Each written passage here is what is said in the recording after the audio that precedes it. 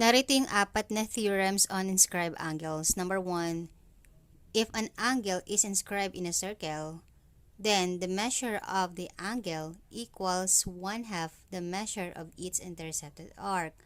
In equation, we have inscribed angle is equal to 1/2 of the measure of its intercepted arc, or similarly, we have the intercepted arc is equal to twice the measure of the inscribed angle. For example, kung ang measure ng intercepted arc ay 80, then ang measure ng inscribed angle dapat ay 40. So, kalahati ng 80 ay 40, which is the inscribed. Ngayon naman, kung ang measure ng inscribed angle ay 55, ano dapat ang measure ng intercepted arc?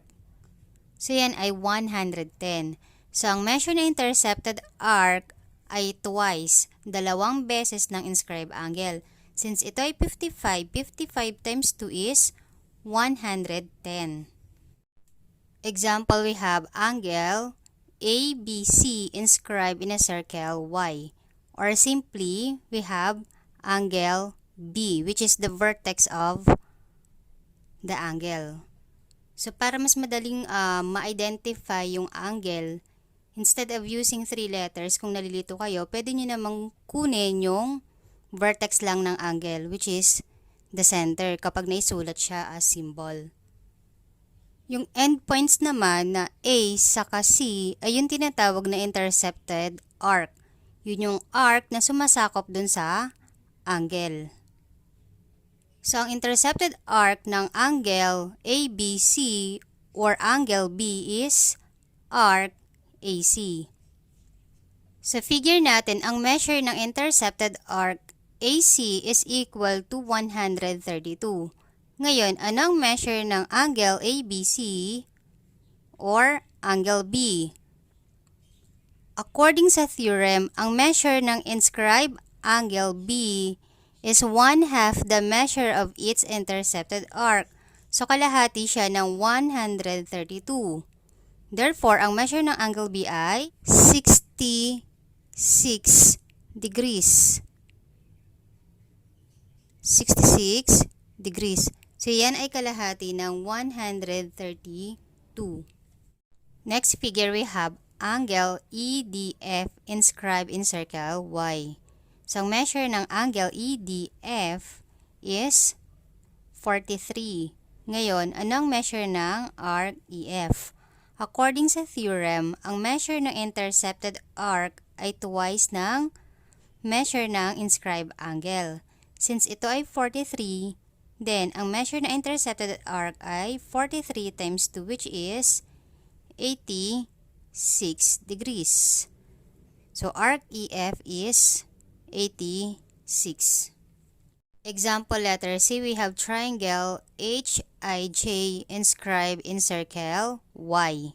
If the measure of angle IHJ or angle H is 74 and the measure of arc HI is 124, then find the measure of first arc IJ.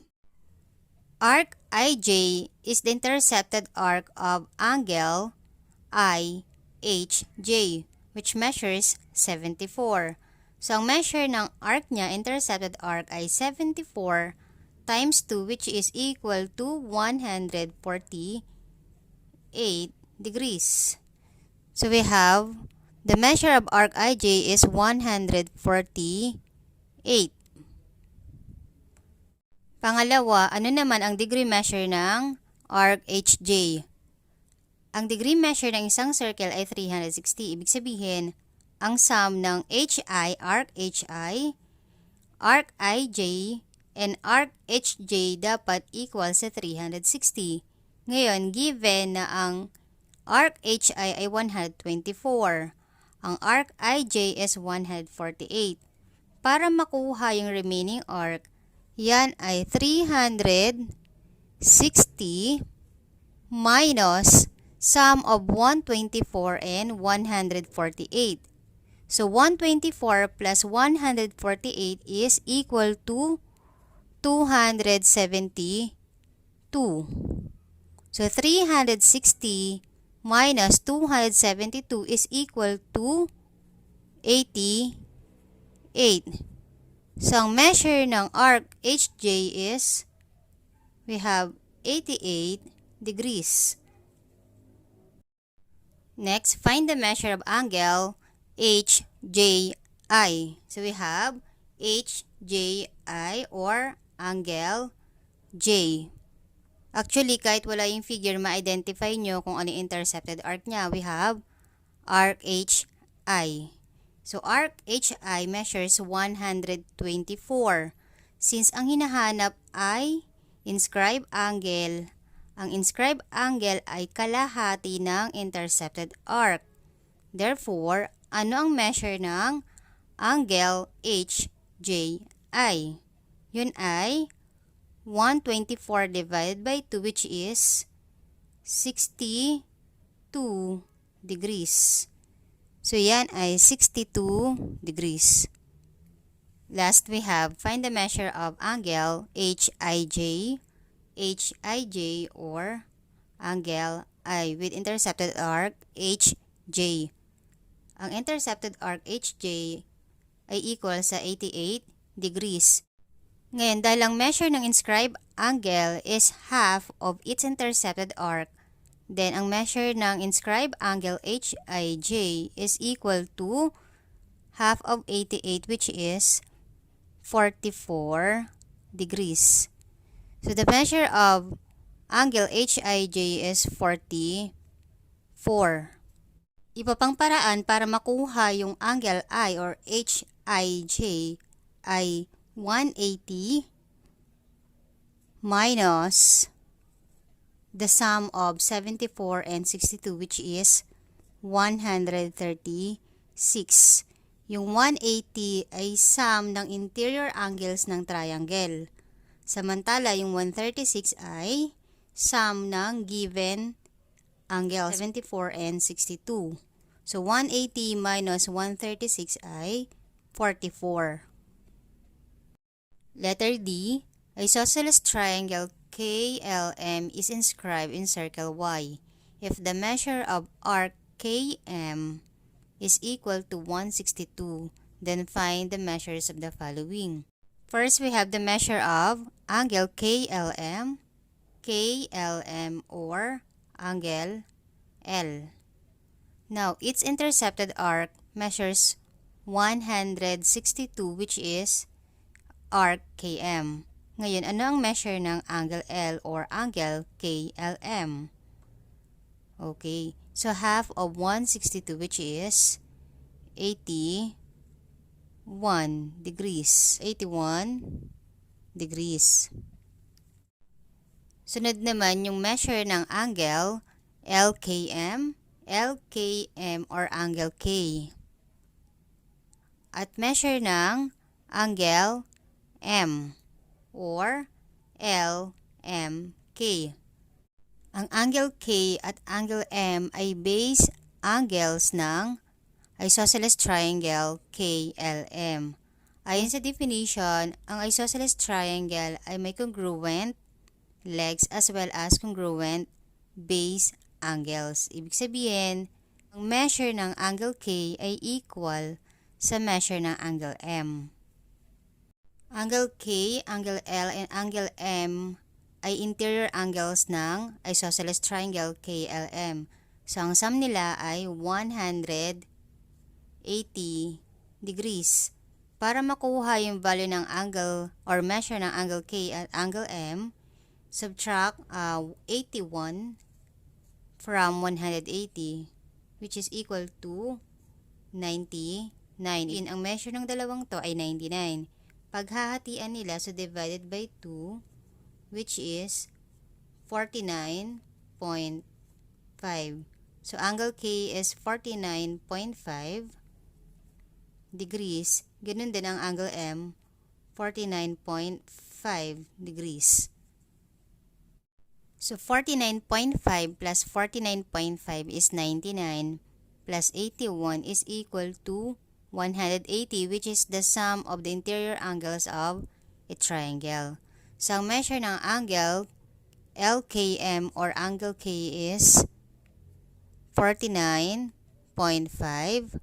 Ganun din sa angle LMK or angle M, 49.5. Next, measure of arc KL. Ang arc KL ay intercepted arc ng angle KLM. Since ang measure ng inscribed angle ay 49, then ang intercepted arc ay times 2. So, 49.5 times 2 is 99 degrees. So, ang measure ng arc KL ay 99. Next, ano naman ang measure ng arc LM? Ang arc LM naman ay intercepted arc ng angle K or angle LKM. Since ang measure nito ay 49.5, yung inscribed angle, then yung intercepted arc niya ay times 2. So, 49.5 times 2 is 99 degrees din. So, 99 degrees. Para ma-check kung tama yung sagot niya, dapat ang sum ng arcs ay equal sa 360. So, 99 plus 162 plus 99 is equal to 360. Number 2, if an inscribed angle of a circle intercepts a semicircle, then the angle is a right angle. The measure of a semicircle is 180 degrees, while a right angle measures 90 degrees. Sa theorem na to, kapag ang intercepted arc ay semicircle which is 180, therefore, its inscribed angle measures its half which is 90 degrees. A 90-degree angle is called a right angle. Yung theorem na to ay in connection pa rin dun sa unang theorem that the measure of the inscribed angle is equal to 1/2 the measure of its intercepted arc. Example letter A, line segment AC is a diameter of circle Y. A diameter is a line segment which passes through the center of the circle and it divides the circle into two semicircles. Ang degree measure ng isang circle ay 360. Ngayon, kapag dinivide yan sa dalawa, yung kalahati niya na arc, which is a semicircle, ay equal sa 180 degrees. Then the other half is also equal to 180 degrees. Angle ABC or angle B, which is the vertex of the angle, is inscribed in circle Y. Ang intercepted arc ng angle na to ay arc AC, which are the endpoints of the angle. Ngayon, since ang measure ng arc AC ay 180 degrees, then what is the measure of its inscribed angle, which is angle B? Okay, so it's half of 180 degrees, which measures 90 degrees. A 90-degree angle, gaya ng sinabi ko, is a right angle. So, measure of angle ABC is equal to 90. Letter B, line segment DF is a diameter of circle Y.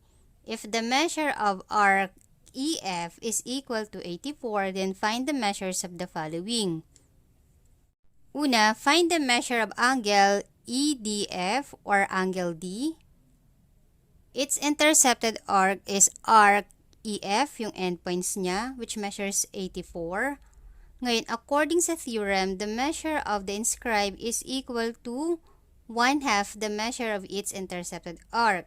Therefore, ang measure ng angle D or EDF is half of 84, which is 42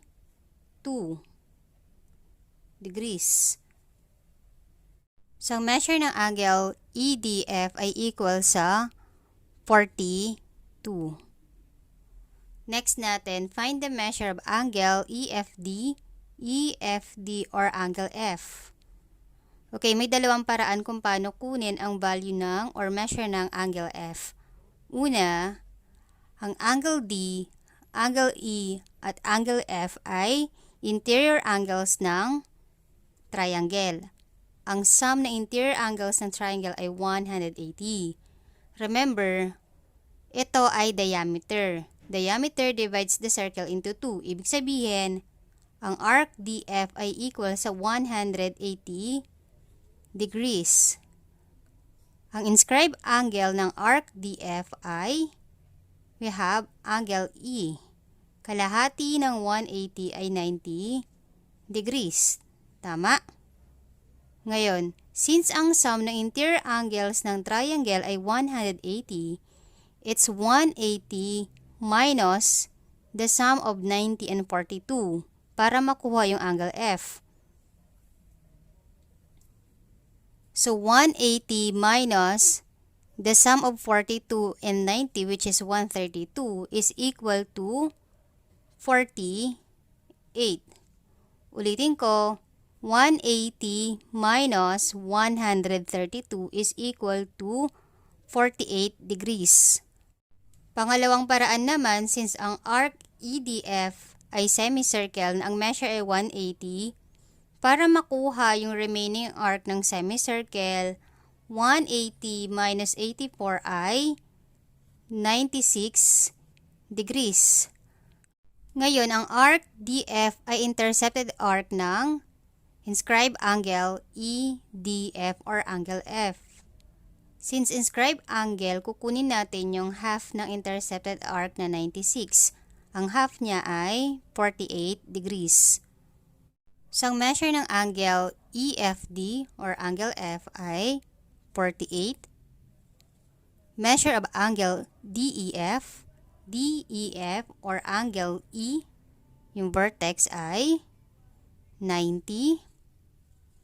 Measure of arc DE is 96. Then last, measure of arc DF, a semicircle, is 180. Number 3, if a quadrilateral is inscribed in a circle, then its opposite angles are supplementary. Pag sinabing quadrilateral ay any four-sided polygon. Ngayon, ang sum ng interior angles, example, angle G, angle H, angle I, at angle J ay 360. Opposite angles of a quadrilateral are supplementary. Pag sinabing supplementary, ang sum ng dalawang angles ay equal sa 180 degrees. Example, we have angle GJI, and angle GHI is equal to 180. So, ang opposite ng angle J ay angle H. Tignan nyo na lang yung vertex. Next, angle HGJ or angle G, yung vertex, plus angle HIJ or angle I is equal to 180. So, ang opposite angle ng angle G ay angle I. Example, measure of angle GHI or angle H is 120. Now, find the measure of angle GJI, which is the opposite angle of GHI. Ngayon, since opposite angles are supplementary, ang sum nila ay 180 para makuha yung missing angle, which is angle GJI. Yan ay equal sa 180 minus 120, which is equal to 60. So, kung ito ay 60 plus 120 equal sa 180. Again, the measure of angle GJI is equal to 60 degrees. Next example, measure of angle HIJ or angle I is equal to 87. So find the measure of its opposite angle, HGJ. HGJ or angle G. So yan ay 180 minus the measure of angle HIJ, which is 87. So 180 minus 87 ay 93. So this one is 93 degrees. Now 93 plus 87 is equal to 180. Number 4, if two inscribed angles of a circle or congruent circles intercept congruent arc or the same arc, then the angles are congruent. Pag sinabing congruent angles, angles with the same measure. Okay, i-check po natin. So, inscribed angle BAC, the intercepted arc is BC. Arc BC. Next, angle BDC. Intercepted arc niya ay arc BC. So, kung mapapansin nyo, yung dalawang inscribed angles ay may parehong intercepted arc, which is arc BC. Halimbawa, kung ang measure ng arc BC, intercepted arc BC is 140, ano kaya ang measure ng angle BAC? Remember, BAC is an inscribed angle of arc BC. So, yan ay half of 140, which is 70 degrees. Next, angle BDC. Ang intercepted arc niya ay arc BC. Makikita nyo rin yun sa endpoints ng angle. Ngayon, since ang measure ng intercepted arc ay 140, ano kaya ang measure ng inscribed angle? Okay, so half ng 140 or half ng intercepted arc, which is 140. So, yan ay equal sa 70 degrees. Therefore, according sa theorem, kung ang inscribed angles ay merong iisang intercepted arc or parehong arc, then yung dalawang inscribed angles ay congruent or magkapareho ng measure. So, angle BAC is 70 degrees as well as angle BDC. Last example, rectangle EFGH is inscribed in circle Y.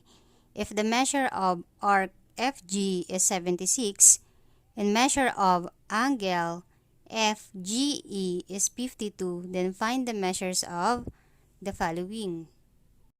Una, find the measure of arc EF.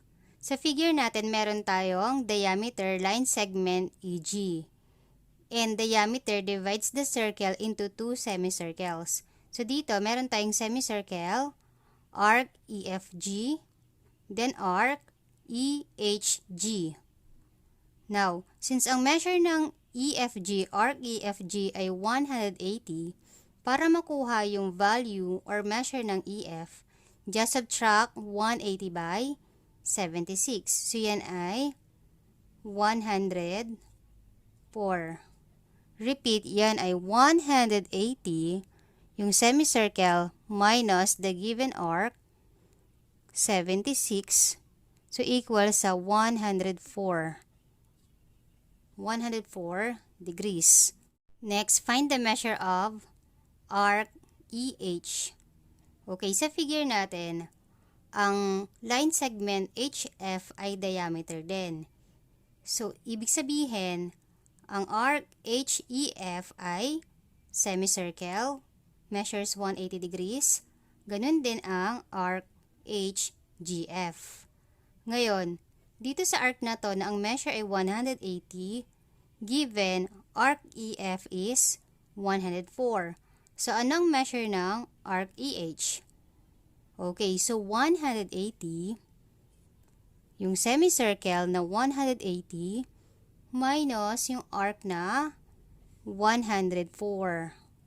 So, yan ay equal sa 76 degrees. Pangatlo, find the measure of arc HG. Again, sa given, line segment EG is a diameter. So, arc EHG ay semicircle or 180 degrees. Para makuha yung arc HG, yung measure niya, yan ay 180 yung semicircle minus the given arc, 76. So, 180 minus 76 is 104. So, 104 degrees. Next, measure of angle EGH. Angle G. Ang intercepted arc niya ay EH. Since the measure of arc EH is 76, para makuha yung inscribed angle, just get the half. So, 76 divided by 2 or kalahati ng 76 ay 38 degrees. 38 degrees.